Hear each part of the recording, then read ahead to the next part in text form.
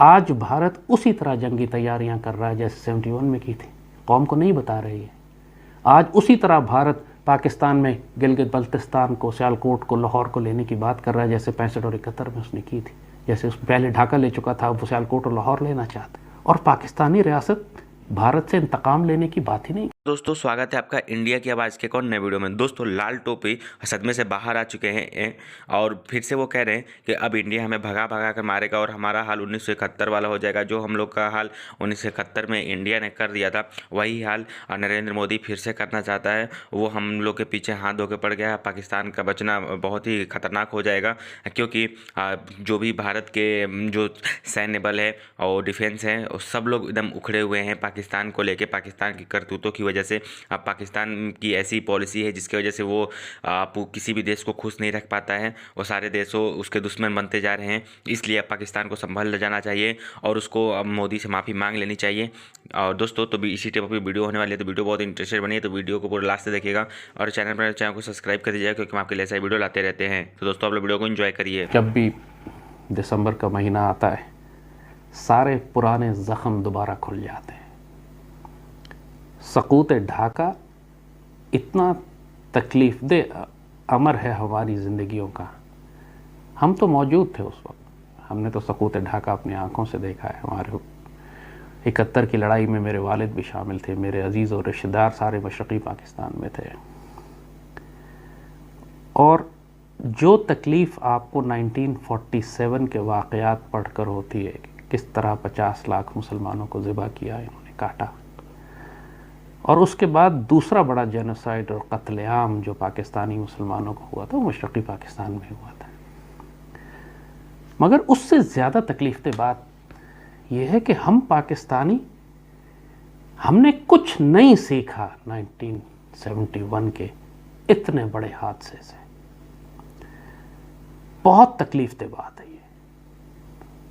ہم نے کبھی کسی غدار کو کوئی سزا نہیں دی، ہم نے کبھی یہ پالیسی اناؤنس نہیں کی کہ ہم اپنی شکست کا انتقام لیں گے، اور ہم نے کوئی سبق نہیں سیکھا 71 سے کہ یہ کیسے ہو گیا کہ ملک کی پوری ریاست موجود تھی، عدالت تھی، حکومت تھی، فوج تھی، ISI تھی، میڈیا تھی، دانشور تھے، علماء تھے، سیاسی جماعتیں تھیں، ان سب کے ہوتے ہوئے پورا ملک ٹوٹ کے الگ کیسے ہو گیا، اور کیا غلطیاں اور کوتاہیاں اس وقت ہوئیں۔ کیونکہ ہمارے یہاں تو صرف سیاسی فتویٰ بازی ہوتی رہی ہے، ایک دوسرے کو الزام دیتے رہے، فوج نہیں لڑی،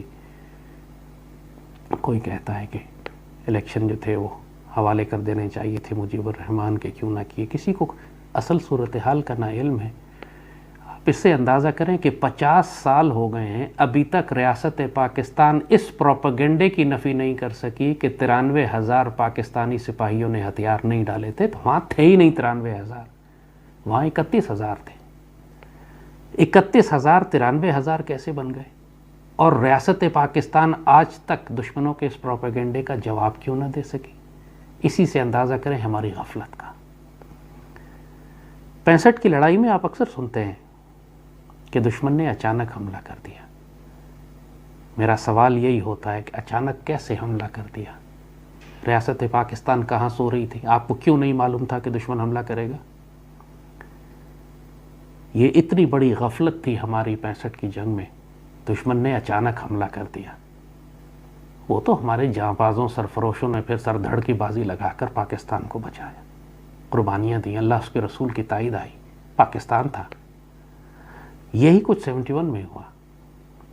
ہمیں کیوں نہ پتہ لگا کہ جب 15 مارچ کو مجیب الرحمان نے بغاوت کا اعلان کر دیا تھا اور انڈینز نے 22 نومبر کو حملہ کیا مشرقی پاکستان پہ، 10 ماہ جنگ ہوتی رہی ہے جس میں بھارتی فوج شامل تھی، مکتی بانی شامل تھی، 10 ماہ تک بھارتی فوج تیاری کرتی رہی ہے پورے مشرقی پاکستان کے آس پاس، جنگی تیاریاں ہوئی ہیں، ریلوے لائن بچھائی گئی ہے، اسلحہ پہنچایا گیا ہے۔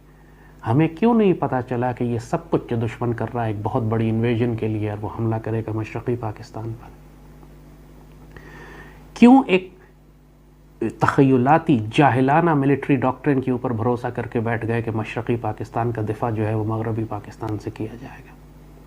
کبھی اس کی وار گیمنگ نہیں کی، کبھی اس کو ایکسرسائز کر کے نہیں دیکھا کہ مشرقی پاکستان کے دفاع کے لیے اگر ہمیں مغرب میں جنگ کرنی پڑتی ہے تو ہم کیا وسائل استعمال کریں گے، اور کیا 1000 میل دور سے ہم مشرقی پاکستان کا دفاع کر سکیں گے۔ کسی نے سوال نہیں کیا، ریاست میں کسی نے سوال نہیں کیا۔ اتنے بڑے بڑے ادارے بنے ہوئے تھے، تھنک ٹینکس تھے۔ اور پھر مجیب الرحمان کی اگرتلا سازش، بھٹو کا ناپاک کردار، اس وقت پاکستان جو پوری دنیا میں سب سے زیادہ تیزی سے ترقی کر رہا تھا، اس کو تباہ و برباد کرنے کی عالمی سازشیں۔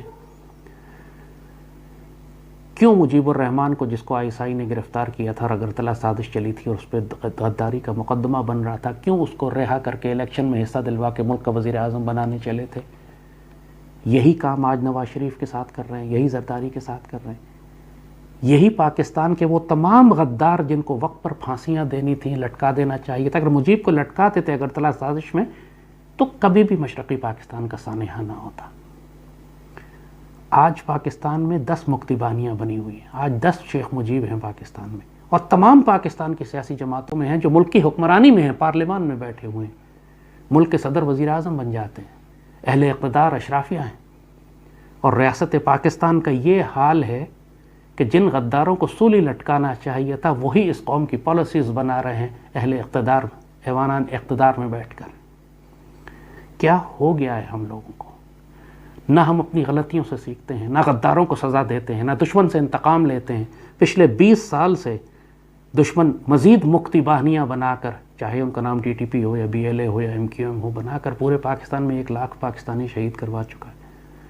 اور اب 16 دسمبر کو تو ہمارے APS کا واقعہ بھی ہوا تھا، یہ بھی تو بھارت نے کروایا تھا، صرف فال آف ڈھاکہ نہیں، ایک اور مزید تازہ زخم ہمیں جو لگا، ہمارے بچے ذبح کیے انہوں نے۔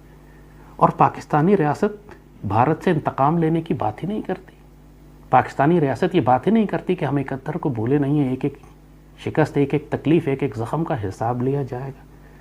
پاکستانی ریاست یہ قسم ہی نہیں کھاتی کہ اب ہم کسی غدار کو معافی نہیں کریں گے، نیور اگین۔ یہ ایٹیٹیوڈ کیوں نہیں ہے ہمارا؟ کیوں ہم ایگریسو ہو کے، پرو ایکٹیو ہو کے دشمن پر آگے بڑھ کر حملے نہیں کرتے، اس کو اندر سے کیوں نہیں تباہ کرتے جس طرح وہ ہمارے ساتھ کرتا ہے؟ جب وہ مکتی بانی بنا سکتا ہے تو ہم اس کے اندر مکتی بانیاں کیوں نہیں بناتے؟ جب وہ 10 مہینے جنگی تیاریاں کر کے پاکستان پر حملہ کر سکتا ہے تو ہم برف کے بنے ہوئے، خوفزدہ، سہمے ہوئے، گھبرائے ہوئے صرف اس کو دیکھتے کیوں رہے؟ آگے بڑھ کر ہم نے دشمن کے دانت کیوں نہیں توڑے؟ مشرقی پاکستان کا یہ سانحہ ہر دفعہ خون کے آنسو رلاتا ہے۔ ریاست پوری فیل ہوئی تھی، کوئی فرد فیل نہیں ہوا تھا۔ اس میں بھٹو کا کردار، شاہیہ کا کردار، نیازی کا کردار، مجیب کا کردار، پاکستان کے میڈیا کا کردار، عدلیہ کا کردار، اشرافیہ کا، علماء کا، سب فیل ہوئے، ریاست فیل ہوئی۔ اور اس قدر غفلت اور جہالت تھی کہ 16 دسمبر کو فال ہونے والا تھا اور 15 دسمبر تک پوری قوم کو پتہ نہیں تھا کہ مشرقی پاکستان میں ہم شکست کے بالکل دہانے تک پہنچ چکے۔ ISPR اشتہار لگا رہا تھا، نصر من اللہ فتح قریب، جیسے فتح بہت نزدیک ہے، ہم جیتنے والے ہیں۔ اور 16 دسمبر کو جب فال ہوا تو پورے ملک میں مظاہرے شروع ہو گئے، ناقابل یقین صورتحال تھی لوگوں کی۔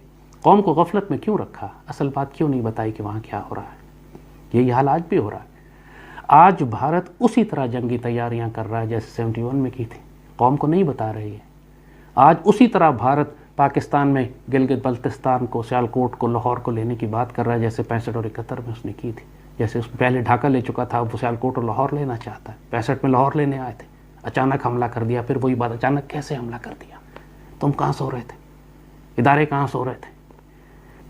تو لوگ ہم سے کہتے ہیں کہ آپ ریاست پہ اعتبار کریں، ریاست کے اداروں پر اعتبار کریں، تو میں ان کو یہی تاریخ کی مثال دیتا ہوں کہ تم لوگ تاریخ پڑھتے نہیں ہو۔ کوئی مسلمان پاکستانی جو 1971 کا سانحہ دیکھ چکا ہے، وہ زخم کھا چکا ہے، وہ کبھی بھی ریلیکس نہیں ہو سکتا، کبھی بھی آنکھ بند کر کے ریاست کے اداروں پہ اعتبار نہیں کرے گا۔ ہمارا کام ہمارا ہے نا، ملک ہم سب کا ہے، یہ کلونیل آرمی نہیں ہے، کلونیل گورنمنٹس نہیں ہیں جو باہر سے آ کے مسلط ہوئی بھی ہیں۔ ہمارے بچے ہیں، ہمارے لوگ ہیں، ان کو تنبیہ کرنا، نصیحت کرنا ان کی غلطیوں پہ، ان کو تاکید کرنا اور نشاندہی کرنا ان کی کمزوریوں کی، اور دشمن کی سازشوں سے آگاہ کرنا، یہ ہماری ہر پاکستانی کی ذمہ داری ہے۔